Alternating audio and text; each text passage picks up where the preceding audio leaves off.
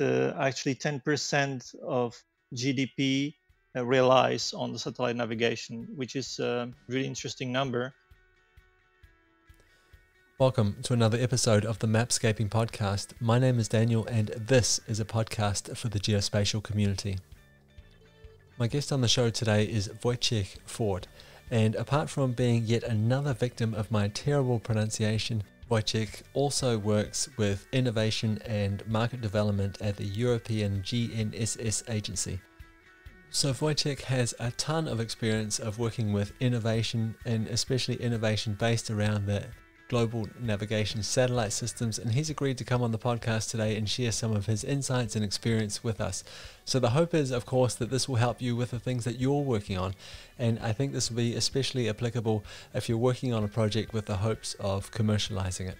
Just a quick heads up before we start today. A couple of times during the episode we mentioned the Galileo and EGNOSS, and just in case you're unfamiliar with those two projects or systems, Galileo is a GNSS, so a global navigation satellite system. You might be familiar with a similar system that's called GPS, and EGNOSS. EGNOSS stands for European Geostationary Navigation Overlay Service. So this is Europe's regional satellite-based augmentation system, or SBAS. So I haven't published an episode about EGNOSS specifically, but we have covered SBAS systems before, and if you're interested in learning more about those, I'll put a link to that in the show notes. So that's it from me. I'll be back at the end of this conversation with just a few things that I would really like to highlight for you. Hi Wojciech, welcome to the podcast. Thanks very much for doing this with me. So just so the listeners know, you are the Innovation Officer in the Market Development Department of the European GNSS agency. Exactly. That's the second time I've tried to get that out, so I'm pleased that it worked that time. Before we start, could you just tell me a little bit about your job? What do you do, and who do you do it for? Sure. So as you said, I'm working in market development, and specifically I work in the area of research and development.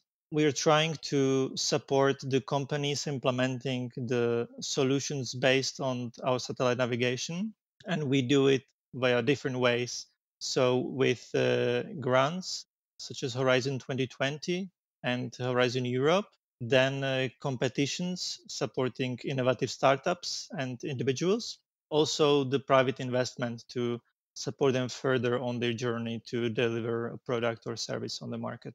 I think perhaps we jumped in a little bit deep there. Would you mind just describing for the listeners what the European GNSS agency does, and a little bit about those services that you were talking about just before?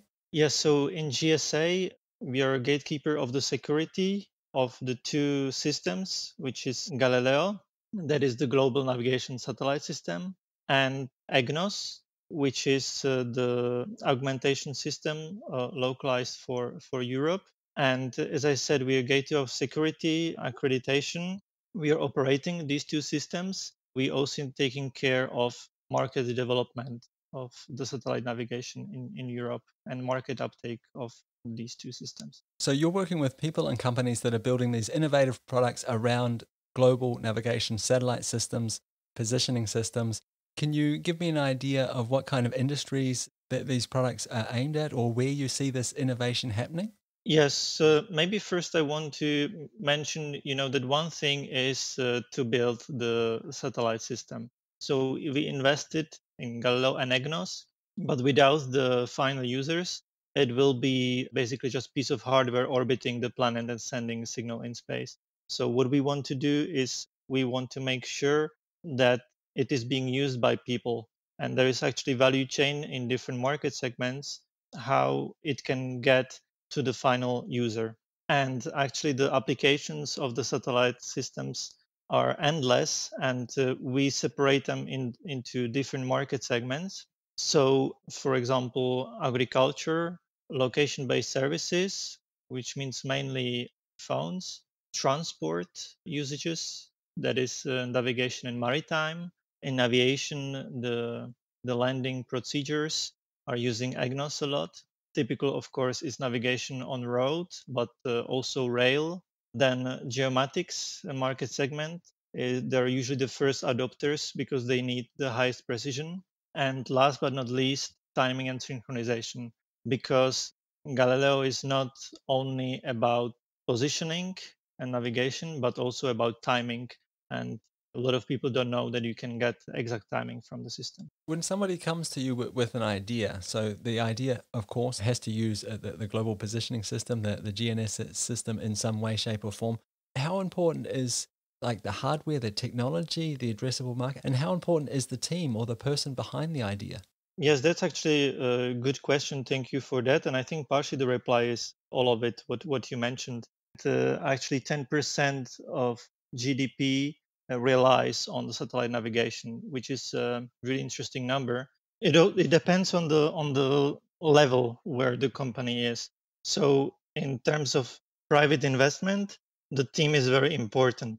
So when you start up and you form a team, what the investors are usually looking at is that you have good composition of people in the team which have their field of specialization. When we're speaking about bigger projects, grants projects running within the programs such as Horizon 2020 and Horizon Europe, there we're speaking about consortia of companies. So they usually form of, let's say, bigger group of companies which are working together on the project. And there it's also important that each of them brings something to the project. So one company can bring the knowledge about satellite navigation.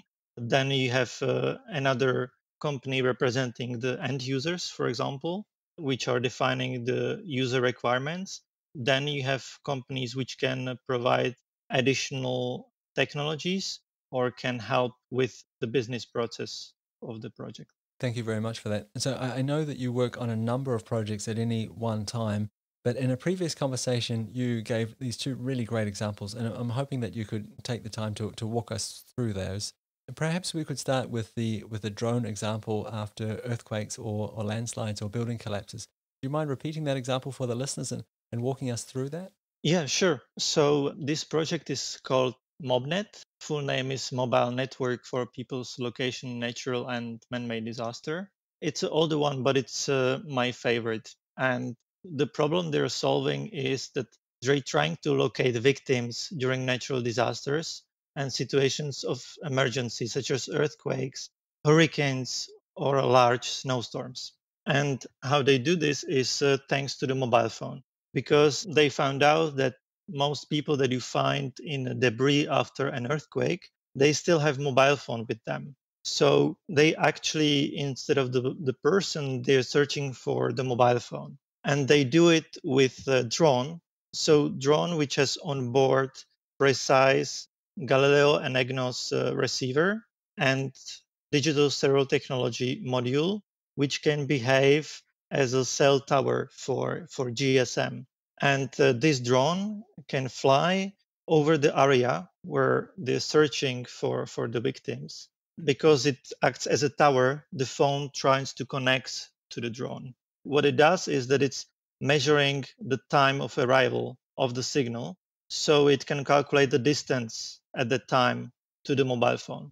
And then the drone flies in multiple locations and connects with the phone more times. Like this, it has more distances from the known positions because it has GNSS receiver on board. So what it does is the process called trilateration, which is at the end the same process which the GNSS is based on. That means that from the known distances from the known points, it calculates the final position of the mobile phone. So that sounds like an amazing use case. I've got a couple of questions though. Like it seems to me that perhaps the telecommunication companies, they could speed up the process. Why can't I go to them after a disaster with some sort of bounding box, geographic area and say, please, can you tell me all the locations of the cell phones that are in this area? Wouldn't that be a faster way of doing things? That's a good question. But first, I would say that the precision is not sufficient because the requirement of the civil authority in that project was to have 2 to 5 meters in the search and rescue applications. And you cannot achieve that with nowadays network. And secondly, and maybe more importantly, usually when you have an earthquake, the network is down. So often it happens that it's not functioning because of the earthquake. So you mentioned that part of the magic here is the drone has a GNSS chip on board so it can understand its own positioning in terms of the rest of the world. But you also mentioned Galileo and EGNOSS. So those are European systems. With this same system, with the same technology, the same idea, will that work in other places in the world as well? Yes, so it would work because Galileo is a global system and EGNOSS, as you rightly pointed out, is local system for Europe. But the solution would work anywhere because EGNOSS is just an additional feature, additional measurement of the system. So actually the system can choose from the available signals to always provide the best precision. But when it doesn't have the EGNOSS signal, it can still work quite well. And EGNOSS is just an improvement. What about in terms of that spoofing of the cell phone tower? So we have this piece of electronic on the drone that is pretending to be a cell phone tower. Would that also work in different geographic locations, or is this again, is this local to Europe? So it is true that different geographical locations are working on different frequencies. However, this is solved because the devices can work with these multiple frequencies already. So typically, when you have a mobile phone, it is already equipped with hardware which can work on multiple frequencies because then when it is shipped to Europe or United States, it still works because it is compatible with both. So the system can be developed also to be ready for multiple locations. And you also mentioned kind of spoofing of the signal. And it is true that in many countries, it is actually illegal to kind of have a device which acts as a cell tower. And because of that, the project had to do the testing after special agreement in a military field. So it was done under these conditions, but also the civil protection forces which would be using the system, they can get approval for usage of such a system in emergency situations. And what does the output of this look like? Do I have several drones flying around and then the output is like some sort of map with locations on it, or is it something else? Yes, so the user has a base station with a map, and they get the coordinates and the position of the victim on the map. Can you give me an idea of some of the accuracies we might be able to expect from a system like this? Yes, so in the white area, the user requirement was to have a precision of 10 meters. And in the urban area for a search and rescue application, it was 2 to 5 meters. And the project achieved this 5 meters accuracy. Wow. This is incredible. This could save a lot of lives. When can we expect to see systems like this in operation? Well, I hope as soon as possible. This project, I have to say, is older, and this is one of the projects that have not made it to the market yet. This is also the reason why we're looking how to develop such ideas further. Because one thing is that you're developing a product which will be commercial, and the company can make a profit on that. But then there are also and other ideas and technological solutions which are saving lives. I think it is worth to support them and pursue these kind of ideas. So now what we do is we're looking how to support the consortia and companies further even after they finish such a project. What do you think they're missing? Like, it seems like a great idea. It's going to save lives. It's going to have a big impact on people.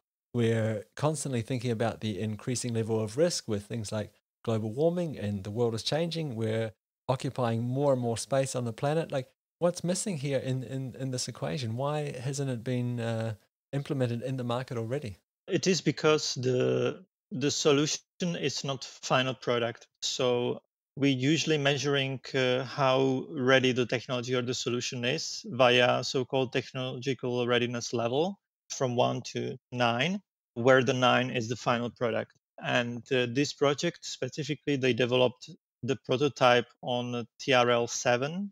So they would still need investment to arrive from TRL7 to TRL9, which is the final product. So they would need to find a partner which is able to industrialize the product and then sell it. And what sometimes also happens is that these people behind the project, they're very good researcher, they're very tech savvy, but sometimes they're missing this business approach and knowledge of the market. And this is also the reason why what we do in these projects, that we also give them business expert, which is advising them on the business plan, how to execute it and how to arrive to the market. Thank you very much for walking us through that example there of finding people after a natural disaster using drones. Really appreciate it. Perhaps it's time to move on to the next example that we talked about in an earlier conversation, and that was the positioning of firefighters indoors. Would you mind walking us through that one? Yes, it is actually my also my favorite project. Actually, behind this proposal is one of the firefighter brigade that later on became part of the project. It happened to them that they were extinguishing fire in one of the buildings, and the building collapsed. And then they were trying to find the firefighters which were in the building, but they didn't have clue where they could be because they didn't have any positioning system, any reference where the firefighter is. So it took them a lot of time to find them, and they would need a solution in such a situations when the things go wrong, that they can locate the firefighter and rescue him. And the second problem is that often the commander knows where the problem is, but the commander doesn't know exactly where the firefighter is. Some, like, they have voice communication, but not always they can tell where exactly they are. So this is the second reason why they came up with the requirements, that they would need location of the firefighters, which can be displayed to the commander during their work. Okay, so the problem they're trying to solve, just so I understand this, the problem they're trying to solve here is that we're trying to locate firefighters indoors during an active fire, and we're trying to show the manager of the situation where those firefighters are, because that person can communicate with the firefighters. They can say, hey, please stay away from this area. That's a dangerous place to be, if they know where the firefighters are. Is that correct? Yes, that is correct. Of course, this can be done easily with GNSS when the firefighter is outside. So when you have some fire on the field, you just arrive and they have good visibility to the satellite. However, the conditions are not always so ideal. So sometimes they go to the forest where they have a little bit worse visibility to the satellites. And sometimes, as you mentioned, they go even indoors in the buildings where the signal from the navigation satellites is completely blocked, and they need to rely on different technology.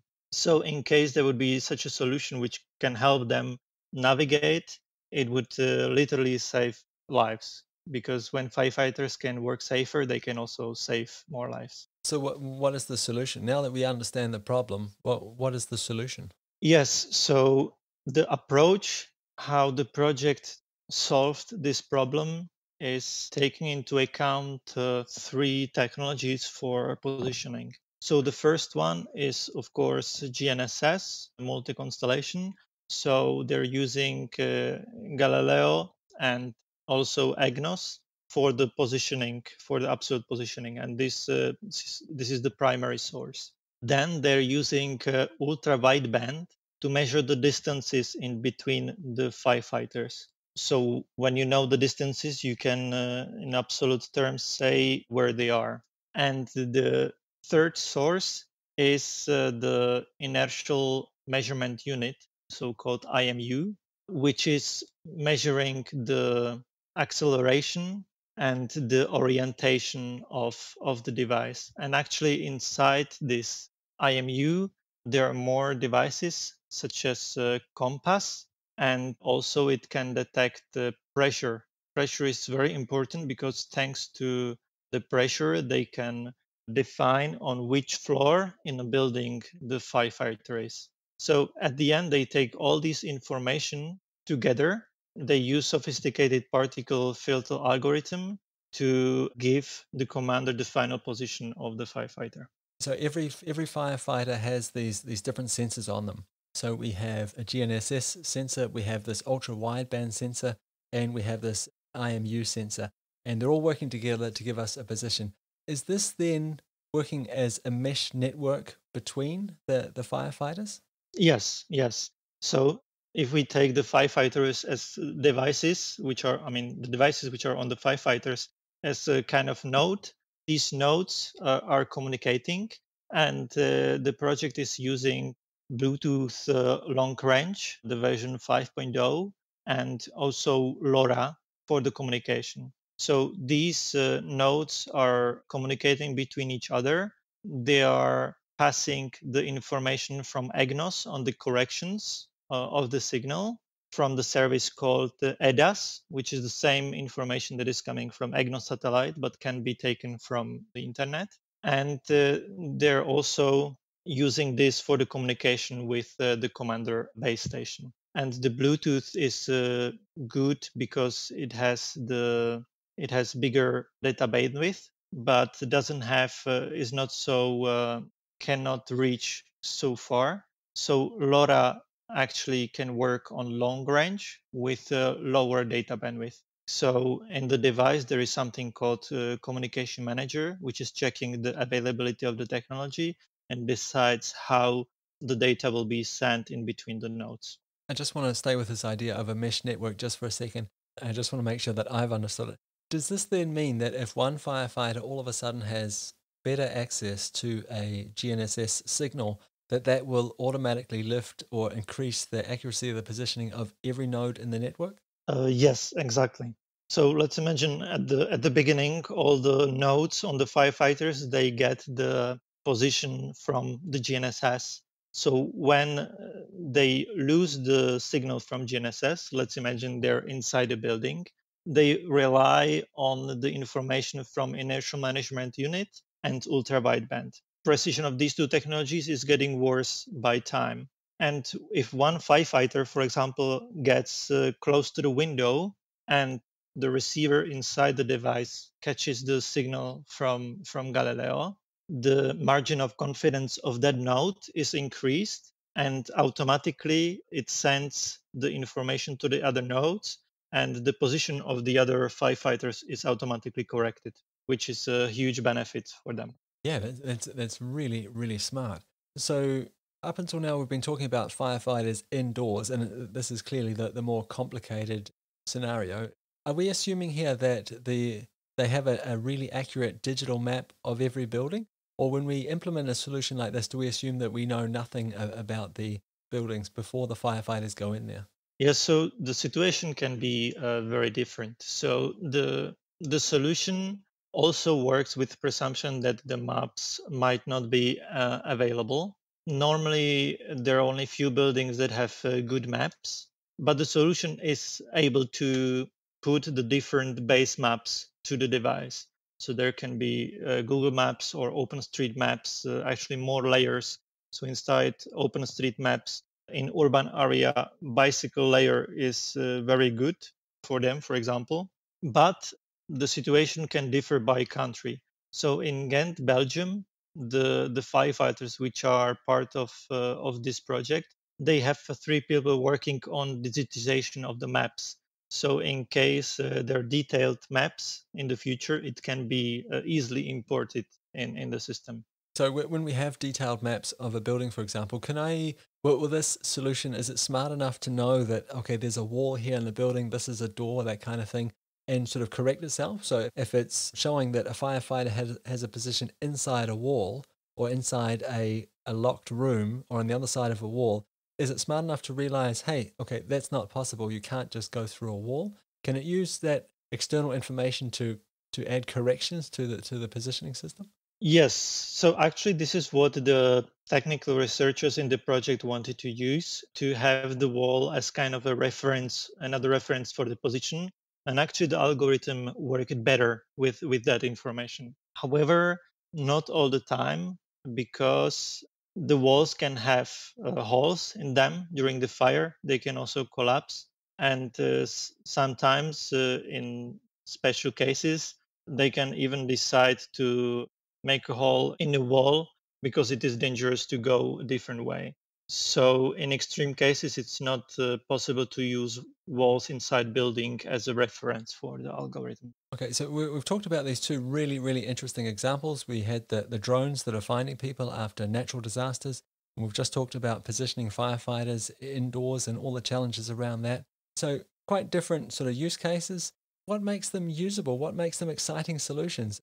Have they had to completely reinvent the wheel and create new technologies, or are they just pushing together or stringing together known technologies, known hardware, known software in unique ways? Yes, thank you for the question, because often when I speak about innovation, people imagine that, or the companies imagine that they have to invent really something breakthrough that nobody saw. Actually, the innovation often emerges from the simple merge of different technologies and sensors. So if you look at these projects, the technologies that are combining were there before. It's just that the way it is unique is that they put exactly these technologies and these sensors together to arrive with the final solution. And then also the algorithm is a special thing that they need to also do. And also in case of IOSAT, they had to really fine tune the algorithms for that reckoning when they're measuring how the firefighter walks, because it's very different to normal persons. Do you find that projects like this often get split up? And so we take one piece, like you were talking about that algorithm for how the firefighter walks. So that's a very specific use case. Do you see projects like this being split up into different sort of technologies? And, okay, let's take that algorithm and apply it to another use case, for example. Or let's take this piece of the positioning system, which is working really well, and apply it somewhere else. Does that ever happen, or do they normally sort of stay clumped together the way they are used in these particular use cases? What also often happens is that they don't use the technology only for the original intent final product, but they discover a lot of things and develop a lot of, let's say, core technology concepts that they can use in further products that they're doing later on. If I'm sitting out there and I have this really great idea, which is based off of GNSS, what should I do? Should I come to someone like you and say, hey, look, I've got this great idea. I've got this amazing piece of technology and it's applicable to this particular use case. Do you have any advice for us? Yeah, sure. So it depends, I would say, if you individual or if you a big company. But to the individuals out there, let's say students or people that don't run necessarily a company, I would say the perfect way how to test the idea is the competitions that we are running. So we are doing different competitions where they can apply with their idea, describe what is the problem they're solving, how they're solving it, what would be the business case, and we evaluate these applications and select the winners. So the competitions that we did in the past, for example, is My Galileo solution, My Galileo drone, and then we have competition for geomatics, competitions for agriculture applications, and we also have special prizes in competition called Galileo Masters, and in future also Copernicus Masters. So I think this is a very good start for individuals and small companies. Then the incubation is also something that is very good. So often, if we select, let's say, top 30, we continue with the companies, helping them to develop the solution. We train them from the business side, and we provide them kind of incubation, even not the fully, but we can also, for example, pay them the full incubation, which is very useful for the projects. And if there are bigger companies, such as the small, medium enterprises, I believe that they could participate in the Horizon Europe projects, where they can read the call for proposal, which will be published very soon, and answer to some of the calls together with their partners. I just want to clarify, is this only available, this kind of support that you're talking about, is this only available to European citizens based in Europe? Or do I just have to be someone with an idea who's using this kind of technology, who's taking advantage of Galileo? We are agency of European Union. That means that we mainly focusing on the member states of European Union. So in Horizon 2020, It's usually the companies or organizations from the member states. However, the organizations from third countries can also participate if it's justified that it's necessary for the project. If I came to you with a project and I said, hey, I've got this project here, I think it's a really good idea, I think it's a novel idea, could you tell me what you're looking for? What would get you excited about my project? What kind of elements would it need to include? Me personally, I think it is important to have the skill set. So in case it's a small startup, I think it's very important to have people with the right skills in the team. And similarly, in case of bigger project, it is good to have a clear role for each partner and what that partner is bringing to the project, and also that all the gaps that you need in the project to have, that you have the right partners for that. Then the second thing I would mention is to know the state of art. So to know what is the level of technology at the moment and what are the competitors. And third, to be able to explain what is the problem and how to solve the problem. How important is it for you that I show up with a minimum viable product? It is only beneficial. So of course it depends on the level where you are, where you're applying. With you applying just with the idea, it might not be necessary. However, it's always a big plus, even for us or even for investors, if you have the minimum viable product to show. Lots of people talk about the minimum viable product. Has anyone ever shown up with the minimum viable audience and said, hey, I've got this really great idea and I've got an audience ready to buy it. Will you help me make it a reality?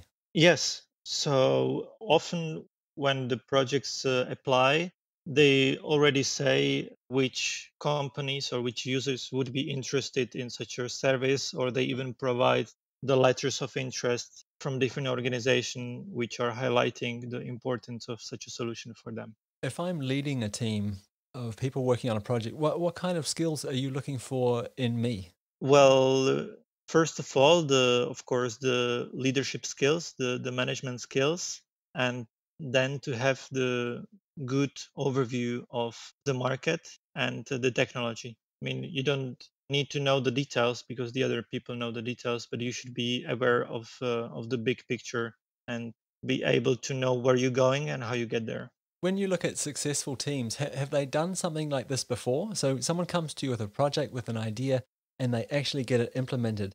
Is there some sort of correlation between teams that have been involved in this kind of thing before? Or is it just, can anyone show up and have an equal likelihood of succeeding, whether they have experience doing these kinds of things or not? Actually, we have a mixture of both. So they are really experienced companies which were in the field for years, and they are able to arrive with new innovative concepts. But then we have also, especially in the smaller competitions, we have very, I would say, motivated teams that have not done something similar in the past, but are really motivated to go ahead and try it and develop the solution. So both is possible, but it is always beneficial if there is somebody in the team which already has experience with similar project. It helps the team a lot. Thank you very much for your time. Thank you for walking us through those examples. Really appreciate it. Is there anywhere that the listeners can go if they want to learn more, or if they want to reach out to you or to continue this conversation? Yes, of course. So I can only recommend our website of GSA, where you will find all the opportunities that I mentioned. Also, there described the projects that I mentioned. So I think it's a good start there. Thanks again, Wojciech. I really appreciate it. Thank you very much. So I really hope you enjoyed that episode. I just want to take a couple of minutes here at the end just to highlight a few things for you that I found particularly interesting. So the first one for me was those two projects, those two case studies that we talked about. They were all based on existing technologies, and for me at least, a big part of the innovation there was the combination of the technologies, how they were put together. And I think this is really exciting. This lowers the barrier to entry. This means that if I have a good idea, I don't have to show up and invent cloud computing. I don't have to show up and invent a global navigation satellite system. I don't have to show up and invent the internet. I can take existing tools, existing technologies, and combine them in such a way that I create something new. Or maybe I don't even create something new. Maybe I follow a known recipe. Maybe I use a known combination of these tools and just apply it to a different use case. And if this is innovation, if this is what innovation might look like, then this is good news. This means that we can participate. This means that the biggest barrier to entry is seeing the system, deconstructing the system, understanding the different building blocks and the combinations that we can put these building blocks together in order to surprise and delight the people that we are seeking to serve. But wait, what's that? You have an idea, you can see an opportunity, a unique combination of tools and services which might just solve a problem in a way that is better than the existing state of art. So what's holding you back? Well, if you're anything like me, it's what Steve Pressfield refers to as the resistance. The resistance is that little voice in your head that's designed to keep you safe. Every time you're faced with the decision of, should I try something new, and armed with the knowledge of this might not work, the resistance shows up. And the resistance eagerly manufactures thousands of reasons why you shouldn't try the new thing. It reminds you of all of your past failures. The resistance is designed to protect us from conflict and tension, but it also gets in the way of us doing our best work. I have a couple of thoughts on this, and the first one is that the absence of conflict is not necessarily harmony, it might be apathy. And if the answer to the question is, if this doesn't work, will I get to try it again? Will I get to continue playing the game? If the answer to that question is yes, then the resistance might not be protecting you, and it's probably holding you back. And that's it for another episode of the MapScaping Podcast. Thank you so much for tuning in all the way to the end. It's much appreciated. I just want to remind you that you are more than welcome to reach out to me on social media. I'm most active on Twitter and LinkedIn. Okay, that's it from me. We'll talk again next week. Bye.